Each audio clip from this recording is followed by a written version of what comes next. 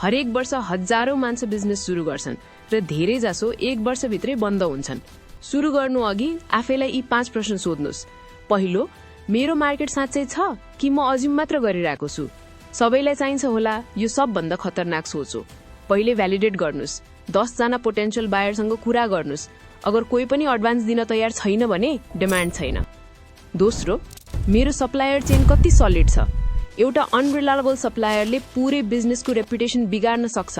Price compare गर्नुस्, terms हेर्नुस् र भेरिफाइड सोर्ससँग मात्रै डिल गर्नुस्। नेपाल सप्लायर जस्ता प्लेटफर्म्स यसैको लागि छन्। सप्लायर खोज्दा फ्रड र गेसवर्क दुवै हट्छ। तेस्रो, मेरो युनिट इकोनोमिक्स पोजिटिभ छ। एउटा युनिट बेच्दा साँच्चै कति बच्छ? र कस्ट, लजिस्टिक्स, प्याकेजिङ, रिटर्न्स सब जोडेर। यो नम्बर क्लियर छैन भने जति धेरै बेच्यो उति धेरै डुब्छ। चौथो, मसँग कम्तीमा 6 महिनाको अपरेटिङ बफर छ। पहिलो अर्डर आउन समय लाग्छ, पेमेन्ट आउन झन बढी समय लाग्छ। यस बीचमा रेन्ट, स्यालेरी र ओभरहेड चलिरहन्छ। जसले यो क्याल्कुलेट गरेनन् उनीहरू बीचैमा क्याश क्रन्चमा फसे।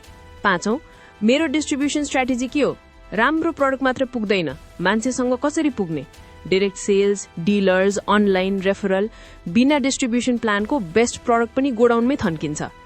यी नै ती एक्ज्याक्ट पोइन्ट्स हुन् जहाँ 90% नयाँ बिजनेसेस फेल हुन्छन्। जसले यी पहिले नै सल्भ गर्छ उसले मार्केटमा टिक्छ, बाँकी महँगो लेसन लिएर फर्कन्छन्।